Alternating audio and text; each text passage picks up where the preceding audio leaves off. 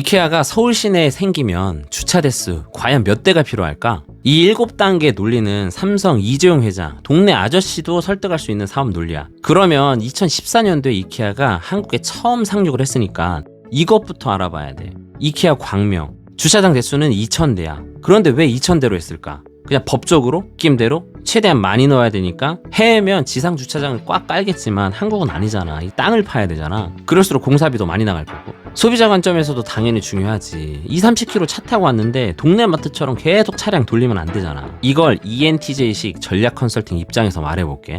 나는 걸어서 이케아 가는데 뭐가 중요한디? 아니 사업이나 창업하는 사람들한테는 정말 중요한 기획 방식이야. 장담할게. 기업 규모가 클수록 더 중요해. 끝까지 들어봐. 지금은 롯데하고 신세계하고 같이 붙어있고 이어져 있고 하지만 당시 이케아가 한국에 처음에 왔을 때는 어떤 기업과 먼저 손을 잡을지가 고민이었어. 이케아 광명점에 적정한 주차 대수 계산하는 법 진짜 시작해볼게. 나는 당시 전략 컨설턴트로 근무를 하면서 연식 대비 상위 직급에 있었어. 그리고 이런 프로젝트를 많이 참여하고 있었는데 우리는 이런 방식으로 대기업에 제안을 했어.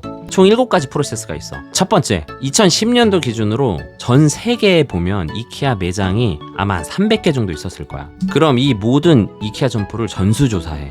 이케아 대지 면적, 연면적, 매장 면적. 그리고 이케아 가는데 보통 20-30km 넘어서도 막 차 타고 오잖아. 해외도 사실 똑같거든. 그러니까 그 20-30km 내에 안에 있는 인구수도 조사를 해. 그 인구가 가난할 수도 있고 부자 동네일 수도 있잖아. 그대로 소득 수준을 조사해. 그 안에서 쇼핑에 쓰는 돈이 얼마인지도 조사해. 특히 가구에 쓰는 돈의 비율이 얼마나 되는지도 조사를 해. 사실 더 많아. 이런 걸 다 조사를 해. 추정을 해.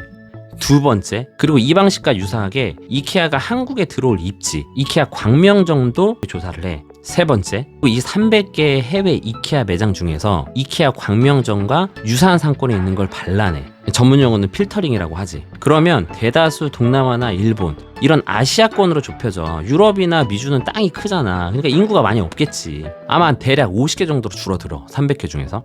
네 번째, 그런데 이케아는 단독으로 한국에 입점하는 걸 조금 두려워했어. 리스크 때문이겠지. 그래서 꼭 한국의 유명한 유통기업과 손을 잡고 들어오고 싶어 했지. S백화점, H백화점, L백화점 이런 곳. 그럼 50개 중에서 필터링을 뭘 해야 될까? 그렇지. 이케아와 다른 쇼핑몰, 다른 백화점이 붙어있는 사례를 찾아내는 거야. 그러니까 50개 중에서 보니까 일본의 2곳, 동남아의 3곳, 중국의 1곳.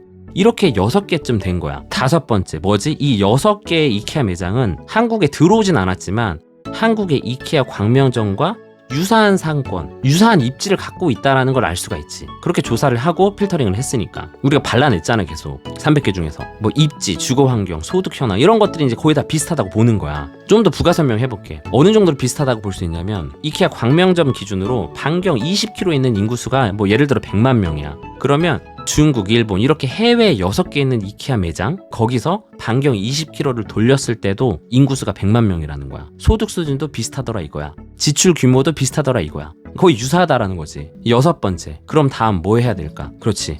6개에서 더 발라낼 수도 있겠지만 그 6개 각각의 주차 대수를 조사를 하고 거기에 평균치를 알아내. 그 숫자가 연면적, 각각의 층당 면적의 합이 나누기를 해보니까 25평당 주차 대수 1대가 나왔어. 7번째, 마지막이야. 이제 답 나왔지. 이 평균값을 그냥 한국에 적용한 거지. 지금의 이케아 광명점 연면적이 5만 평, 주차 대수가 2,000대거든. 이걸 나누기를 하면 연면적 25평당 주차 대수 1대가 나와.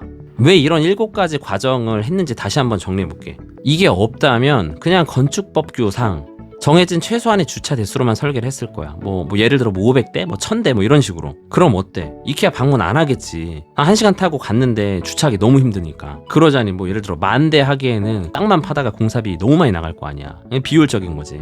일단 심도 있을 수도 있는데 요 정도까지만 얘기할게. 요지는 전략기획팀, 기업 컨설턴트는 이런 기획을 해. 분명히 구독자분들 중에서 크고 작게 사업하시는 분들이 있을 거야. 자금 유치나 신규 사업을 할 때 아니면 사업 타당성을 검토할 때 정말 좋은 논리가 될 거야. 서울 시내 이케아가 들어오면 몇 대인지 계산을 안 했네. 근데 그 7가지 과정을 돌아보면 이렇게 볼 수 있겠지. 서울 내에서 입지가 일단 정해져야 돼. 그리고 그 위에 7단계를 거치면 할 수 있겠지.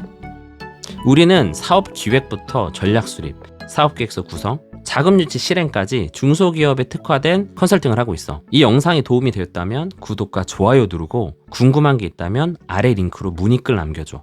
그럼 파모스!